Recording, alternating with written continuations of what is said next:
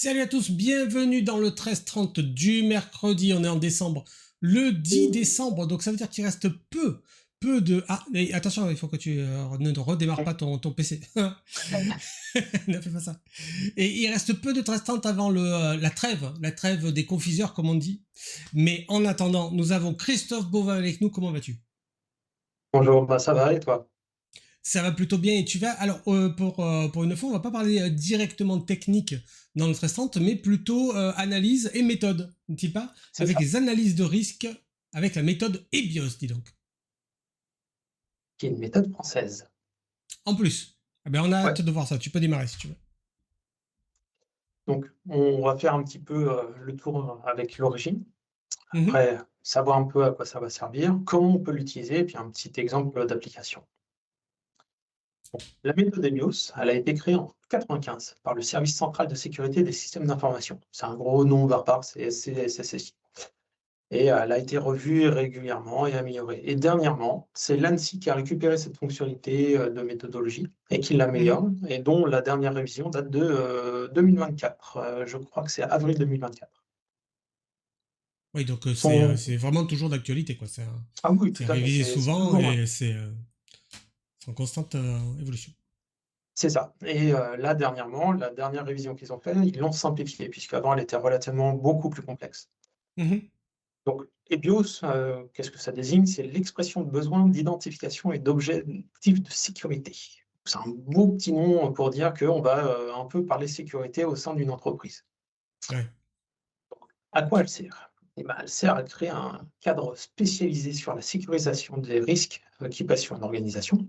Donc, par exemple, si on veut intégrer une nouvelle application dans le SI, eh bien, on pourrait passer par cette méthode pour essayer de savoir si elle répond bien aux normes de sécurité, qu'elle augmente la sécurité et pas la régresse. On peut faire Mhm. aussi des systèmes d'homologation d'un système. Pardon. Donc, il y a une certification EBIOS qui existe donc auprès de l'ANSSI. Ouais.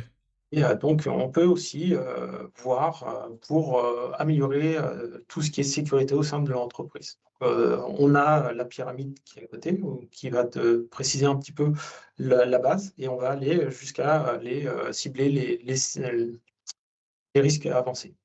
Ouais. Donc, c'est une bonne boîte à outils qui permet de pouvoir identifier différents risques qui sont au sein d'une organisation. Mhm. Elle est présentée souvent sous la forme de boîte à outils, puisqu'on va faire plusieurs ateliers, qui sont généralement au nombre de 5, mais on pourrait éventuellement faire plus, mais ça sera toujours les ateliers 3, 4, et on va revenir souvent dessus. Donc, elle fait partie d'un circuit d'identification. Donc, on va avoir le premier atelier qui va être un cadrage du socle. Le deuxième, ça va être identifier les sources de risque. Le troisième, les scénarios stratégiques, les scénarios opérationnels dans le quatrième atelier. Et le 5, on va traiter un peu les risques. En premier, on va pouvoir donc identifier ce qui est en place chez le client. On Mhm. va identifier éventuellement les failles, les procédures qui sont créées et qui manquent. Et donc, on va pouvoir relever des événements redoutés. Mhm. On va se baser sur ça pour faire tous les ateliers. Donc, l'atelier 2, ça va être l'identification des sources de risque sur les objectifs visés. Donc, ça va permettre de mettre en relation un petit peu l'un et l'autre. Pour les ateliers 3 et 4, donc on va identifier différents risques de scénarios qui sont possibles suivant ce qui a été vu dans le cadrage et ce qui est à disposition. Mhm. Et en dernier atelier, on va faire justement les propositions de remédiation, d'amélioration. Donc là, moi, ce que je te propose, c'est déjà de passer directement sur un exemple. Ouais, On t'as va vu. partir sur une société biotechnologie, donc, une société qui crée des vaccins. Donc, on va, dans le premier atelier, prendre les informations. Donc, on va y définir un petit peu la mission, la nature et la valeur du processus et d'informations qui sont disponibles. On va un peu décrire les activités de chaque organisme qu'on va auditer. On va pouvoir mettre en liaison les responsables de différents pôles, puisque dans tous les ateliers que l'on va faire, ces responsables vont être obligés d'être présents pour pouvoir justement participer, donner des informations, réagir aux questionnements. et être aussi force de proposition éventuelle. On va voir un petit peu les sources du SI qui sont communes ou qui sont utilisées spécifiquement. Donc, par exemple, quand on a des laboratoires, bah, ça va pas forcément être le service informatique qui va être directement impacté, mais plutôt les labos, les outils qui vont utiliser des choses comme ça. Et donc, l'atelier 1, ça va être le cadrage. On récupère les informations, on prend tous les documents que l'entreprise va te fournir et on va lister dans un tableau un peu toutes les valeurs, les événements qui seraient possibles d'avoir vis-à-vis de ce qu'on a pu identifier, les impacts et le niveau de gravité. Nous, on va dans un premier temps faire une estimation de gravité avec le client. Mhm. Donc là, comme tu vas pouvoir voir, on a des mesures qui sont donc de mineur à critique. Ouais. Et pour chaque pôle que l'on va auditer, on va mettre en face les événements qui sont redoutés. Mhm. L'événement va causer tel niveau d'impact et on va voir avec le client, ben, voilà, si ça, un jour, ça arrivait, selon vous, est-ce que c'est grave, pas grave, critique? Et donc, on met bien le tableau en affichage constant pour que le client puisse se référer à chaque fois. Ouais. Par exemple, pour le premier, c'est une perte ou destruction d'informations d'études et de recherche. Est-ce que c'est grave pour vous? Moi, je vois que, ben, il y a un impact sur le service de l'organisation. Vous avez des coûts de développement qui sont perdus et donc vous allez devoir repayer des coûts de développement. Vous avez une gestion de crise à reprévoir, donc il y a des coûts humains aussi à prévoir. Et donc, avec le client, tu peux dire, voilà, selon vous, est-ce que ça serait plutôt critique ou grave? Puisque toi, tu as déjà une notion de criticité, tu peux la proposer. Mhm. Et donc le client va réagir en disant: «Bah, non, nous, on n'a jamais eu ce cas-là, c'est très peu probable». Donc il va te dire: «Bah, c'est pas significatif, mais c'est quand même grave». Donc là, tu vas Ouais. mettre la partie la plus haute. Mhm. Pour la fabrication de vaccins, bah, imaginons que, ben, tu as une fuite de savoir-faire, tu as donc des, comment dire? Des développements qui partent, chez des concurrents et autres. Donc là, c'est une perte financière. Est-ce que c'est grave ou pas? Ça pourrait être grave, mais non, parce qu'il y a quand même des choses qui sont développées en interne, qui sont propres à l'interne et il n'y a pas toute la formule qui est connue. Donc là, on va baisser d'un niveau, on va faire du significatif et ainsi de Mhm. suite. Une fois que tu as identifié tous ces cas de figure, tu vas pouvoir passer à l'atelier 2, qui est d'identifier les sources de risque sur les objectifs visés. Donc les sources de risque, on va identifier que, bah, tu as des activistes, des concurrents, tu Ouais. as les cybercriminels et ainsi de suite.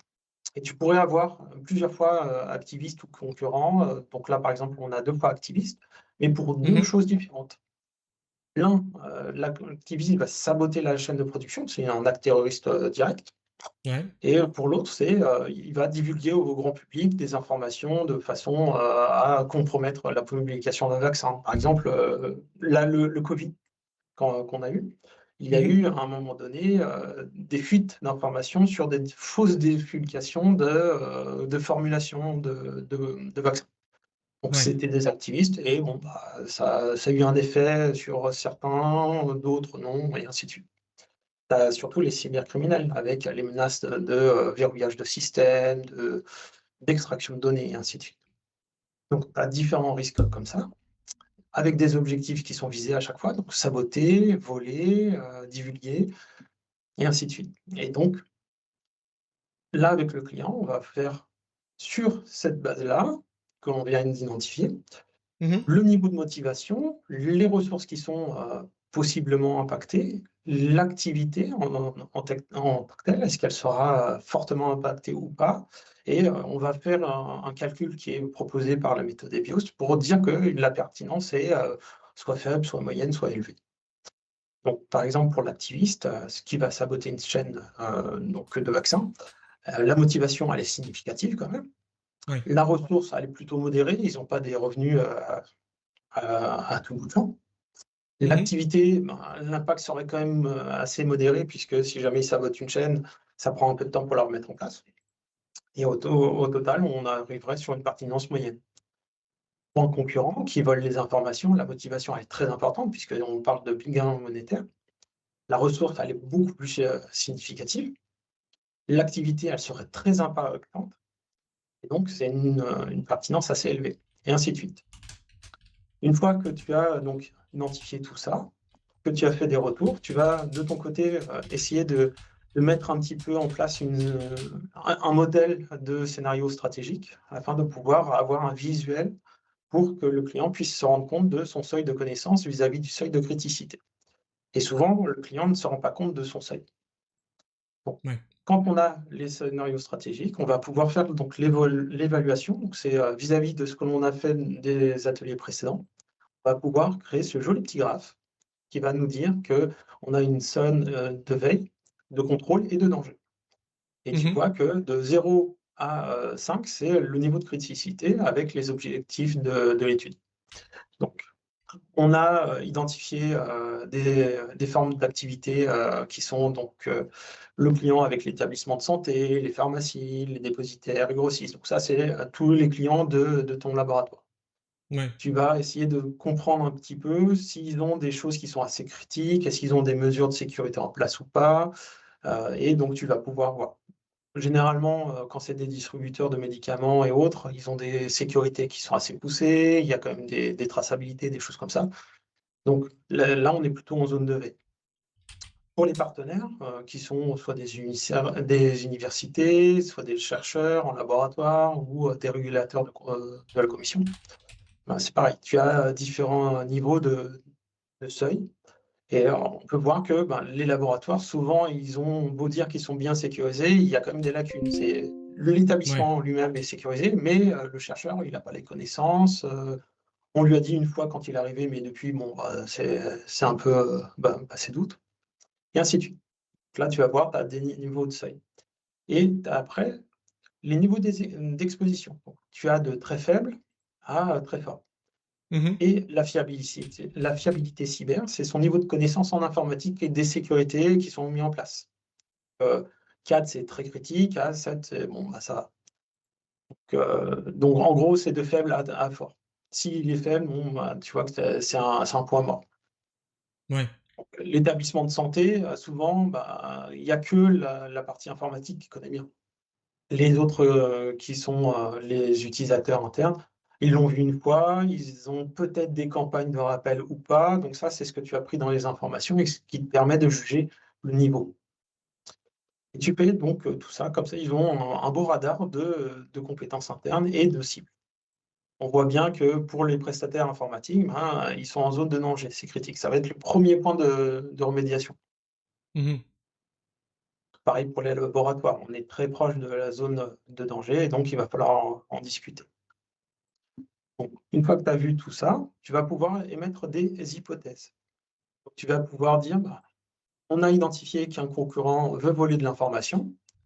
Le chemin d'attaque, il y a plusieurs chemins possibles. On a Mhm. le concurrent qui va essayer d'intégrer un laboratoire, qui va prendre des données et donc les voler pour pouvoir les exfiltrer. Tu as aussi la possibilité de passer par un prestataire informatique qui est corrompu ou éventuellement qui a mal sécurisé son poste et donc extraire la donnée. Pareil pour les activistes. Ils ont quelqu'un qui s'infiltre, il va compromettre un poste informatique et il va pouvoir récupérer des informations sur la production et exfiltrer les informations. Ça, ce sont des scénarios que tu présentes et Ouais. avec le client, tu discutes, voilà, nous, ce qu'on a identifié, voilà les chemins. Est-ce que ça vous semble pertinent? Est-ce que vous pensez que vous avez suffisamment de sécurité en place? Et quelles sont-elles? Puisque dans les documents qu'on a eus, on a eu une certaine mesure d'information, mais peut-être qu'il manquait des documents ou c'est pas écrit et que c'est quand même mis en place. Et donc là, on va faire des échanges, on va discuter pendant peut-être 2-3 heures sur l'ensemble des scénarios. Des fois, tu as des scénarios qui sont beaucoup plus complexes, Mhm. qui nécessitent d'approfondir, et donc tu refais autant de fois d'ateliers qu'il est nécessaire de passer pour les scénarios Ouais. pour pouvoir les valider. Et donc, après, c'est le client qui va te donner le niveau de criticité. Donc, si c'est grave, critique, faible ou c'est nul. Une fois qu'on a vu ça, on a identifié des mesures de sécurité qui sont à mettre en place ou qui ont été mis en place récemment. Mhm. Et on va pouvoir réévaluer le positionnement le risque initial au risque résiduel. Et là, on va pouvoir déterminer que, oui, finalement, avant, on était vraiment très critique. Puis finalement, non, il y a le système d'information, il a été revu, on a mis du double facteur d'authentification, on a mis des Ouais. sécurités complémentaires. Donc, tu peux baisser les risques. Chez le partenaire, au niveau des laboratoires qu'on avait ici, pareil, on a pu le redescendre un petit peu parce que ils ont changé leur logiciel, ils sont plus à jour. Il y a eu des campagnes de cyber veillance. Donc, tu as des faux mailings qui ont été vus par les utilisateurs, ils ont été entraînés à les reconnaître et ainsi de suite. Ça, ce sont Mhm. des campagnes qui sont intéressantes à mettre en place. Et donc, de la menace initiale qui était 2, par exemple, pour le fournisseur, il passe à Ouais. 1, 3. Pour le prestataire informatique qui était à 3, il passe à 2 et ainsi de suite. Mhm. Donc l'application de mesures de sécurité va te permettre de réduire le seuil et si jamais ils ne sont pas en place, tu vas fortement conseiller de les mettre en place pour pouvoir atteindre ce niveau de menace résiduelle. Mhm. Une fois qu'on a fait les stratégiques, on va passer sur les scénarios opérationnels. Par exemple, un attaquant, comment il va faire pour pouvoir voler de l'information? Tu lui présentes que le chemin en goutte d'eau, où tu as l'attaquant qui va faire un site fantôme qui ressemble très fortement au site Ouais. du client. Et il va faire du phishing d'informations pour récupérer les codes, puis envoyer un virus sur le poste du client et donc contaminer tout le serveur pour pouvoir exfiltrer les données. Mhm. Là, tu as la partie connaître, rentrer, trouver, exploiter avec tous les chemins et voir pareil avec le client si c'est vraisemblable. Est-ce que vous avez des mesures en place? Quelles sont-elles? Ou j'ai vu que vous aviez ça. Par contre, il serait peut-être bon de pouvoir améliorer cette partie. Votre antivirus, peut-être il est obsolète, il faudrait le remplacer. Vous avez tout sur un seul serveur, peut-être qu'il faudrait en mettre plusieurs. Mhm. Voilà, ça c'est de la discussion, c'est de l'échange, et on va pouvoir avoir un niveau de scénario de risque qui va nous dire que, voilà, on a le risque 1 qui est le concurrent vol d'informations. Est-ce que ce risque est probable? Oui, vraisemblance, on est à 3. Pareil pour le concurrent qui vole des informations de R&D, mais en exfiltration par les laboratoires. Est-ce que c'est Mhm. pertinent ou pas? Et ainsi de suite. Tu vas les catégoriser avec les risques versus les vraisemblances. Une fois que tu as mis tous tes risques, donc le risque pour R, risque 1, risque 2 et ainsi de suite, tu vas pouvoir discuter avec le client pour voir est-ce que ça, vous êtes d'accord? Est-ce que vous avez des moyens adaptés pour gérer le risque? Et on va pouvoir donc identifier le niveau avec donc les risques que tu as identifiés, avec est-ce que c'est acceptable ou pas, tolérable, inacceptable. Donc ça, c'est le client qui va te le dire. Tu vas pouvoir faire des propositions de décision et d'action. Parce Mhm. que bon, décider, c'est bien, mais il faut quand même passer à l'action de temps en temps. Ouais, c'est bien ça. Et une fois que tu as identifié tout ça, tu vas pouvoir avoir le risque initial versus le risque résiduel.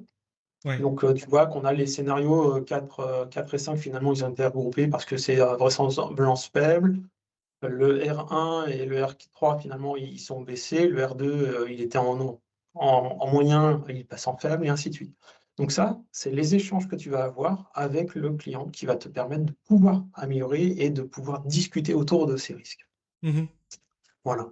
Donc ça, c'était le dernier atelier. Et il est possible de pouvoir refaire un point avec le client beaucoup plus tard, quand il aura fait ses actions, pour faire un petit parcours d'état. Il est possible de faire un EBIOS flash. C'est-à-dire que tu vas cibler Ouais. une seule chose, par exemple une application, et tu vas te concentrer sur cette application et tu vas refaire le parcours de tous les ateliers pour vérifier que la mesure de sécurité est bien mise en place, que ça a bien réduit le niveau, et ainsi de suite. Comme ça valide. Voilà, ça c'était la dernière slide. Oh, on est Donc allé c'est beaucoup plus vite que la dernière fois, dis donc. ouais, j'ai parlé un peu plus vite. Et c'est Ouais, pas grave, non, ça mais nous laisse du temps pour faire les questions. Mais oui, une profusion de questions sur le chat. N'hésitez pas, les amis, si vous en avez. En attendant, je vais pouvoir vous dire que la semaine prochaine, nous aurons le dernier 1330 de l'année, dis donc, avec Microsoft Graph Explorer. Ce sera avec Alexandre Giraud.